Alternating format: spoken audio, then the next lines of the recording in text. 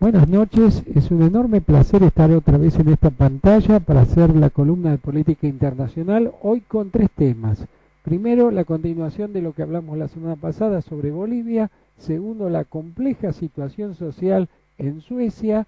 Y en tercer lugar, los extraños casos de terrorismo en Inglaterra y en Francia que ocurrieron la semana pasada y el día sábado. Vamos a lo primero.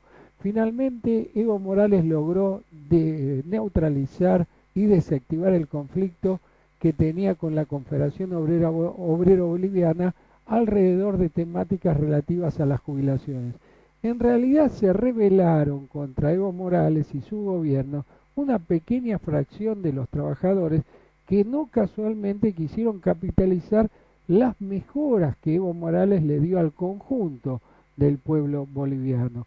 Pedían un 100% del sueldo en actividad para el momento de estar jubilados y querían que se compute el último sueldo.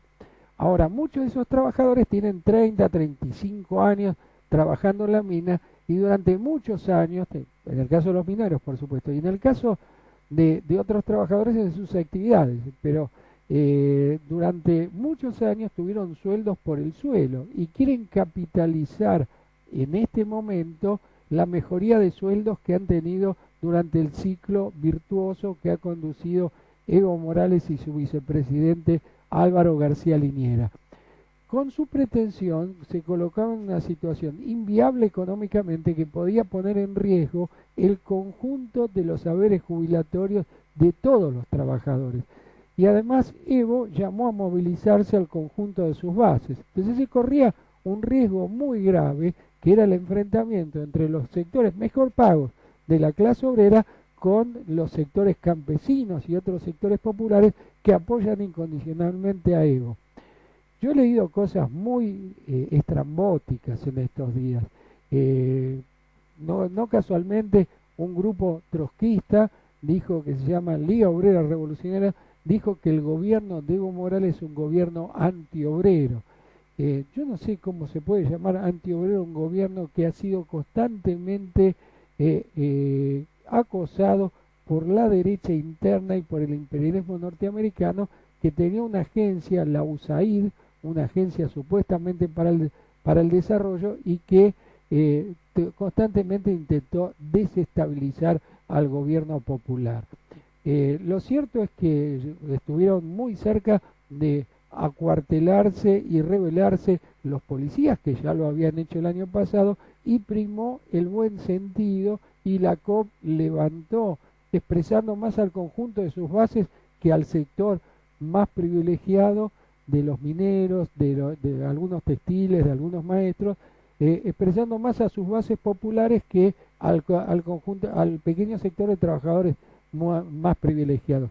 Son el 15% esos trabajadores. Levantaron el paro y seguirán negociando con Evo, que dio de todos modos algunas concesiones, levantándoles la renta que había prometido en primera instancia. Segundo tema a tratar es la situación en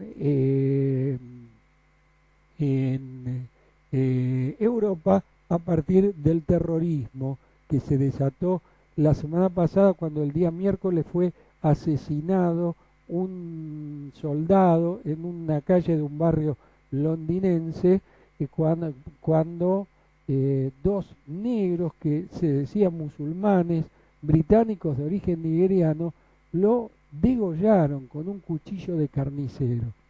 Uno pensaría que cuando alguien hace una acción de este tipo, inmediatamente va a correr, pero no, estos señores se quedaron ahí, se hicieron fotografiar, se hicieron filmar, lo cual abre un manto de sospecha. Por otra parte, la policía tardó en llegar 20 minutos cuando había una comisaría a la vuelta.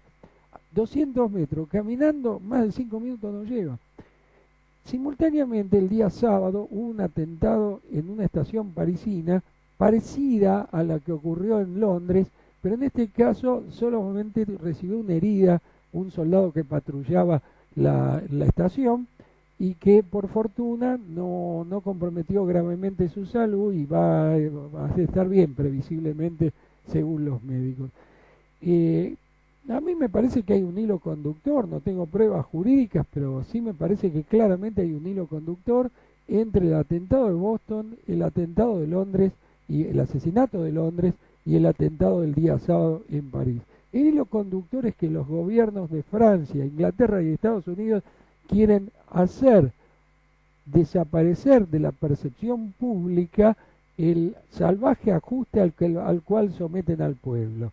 Y en consecuencia sacan la cuestión del terrorismo como modo de direccionar la mirada de los pueblos sobre el problema terrorista, terrorismo islámico, para distraer la atención de lo que está ocurriendo. En la Argentina eso lo llamamos vendedores de humo.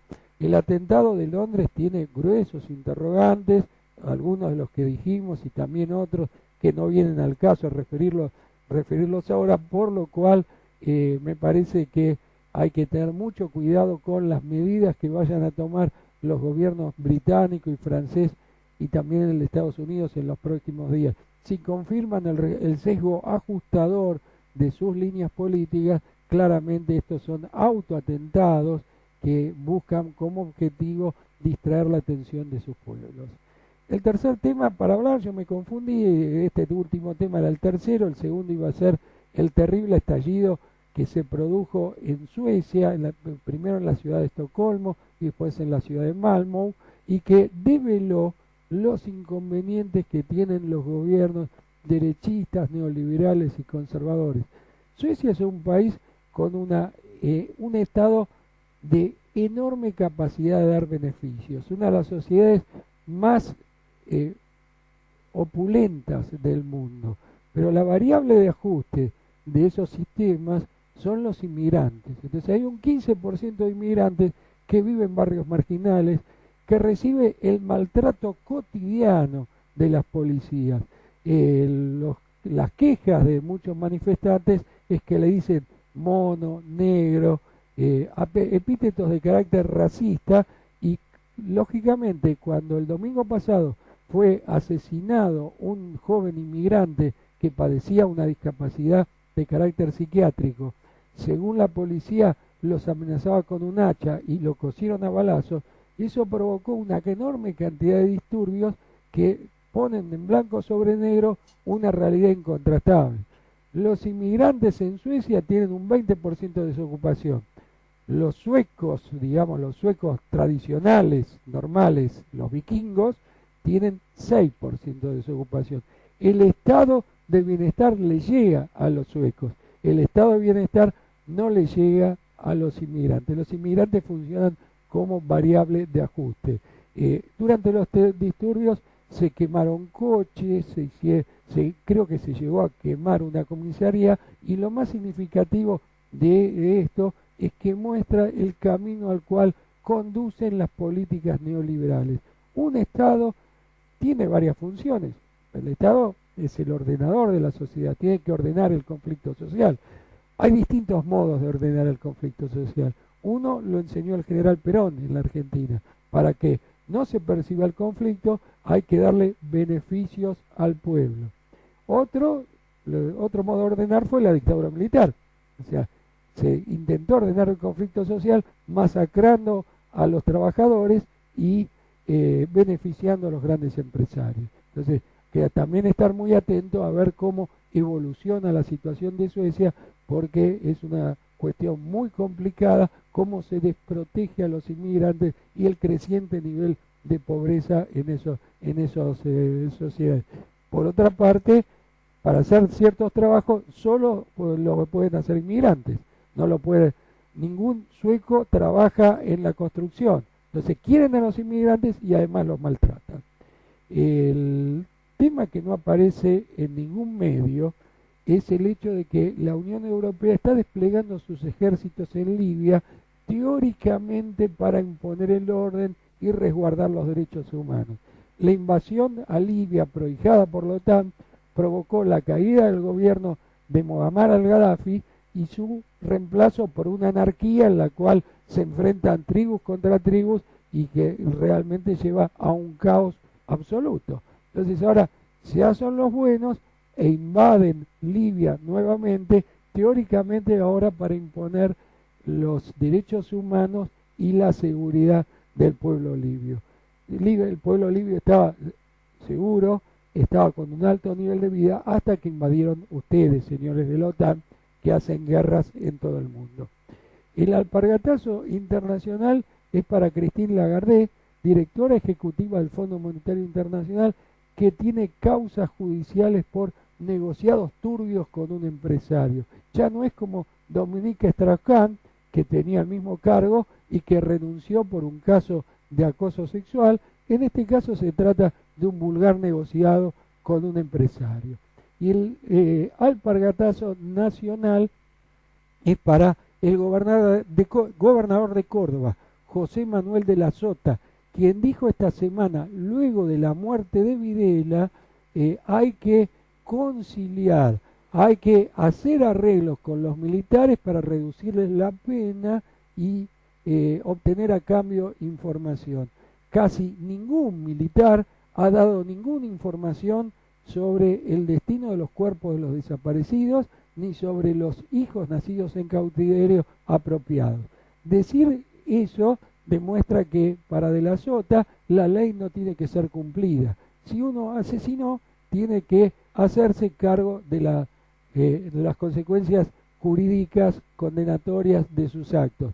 Y chantajear presentando un intercambio de información a cambio de reducción de pena no está contemplado en los códigos argentinos ni en la Constitución, y eso demuestra que la derecha, la ley existe cuando le conviene a ellos. Cuando no quieren, no existe la ley, y el hecho es que De la Sota, en las cárceles de Córdoba, es responsable político del uso de instrumentos de tortura con los detenidos en Córdoba. De la Sota es heredero del Navarrazo, un golpe de Estado hecho contra el gobernador legítimo de Córdoba, Obregón Cano, y que lo hizo un jefe de policía que se llamaba Navarro en 1974. Esto ha sido todo por ahora y desde aquí, y la semana que viene nos estamos volviendo a ver.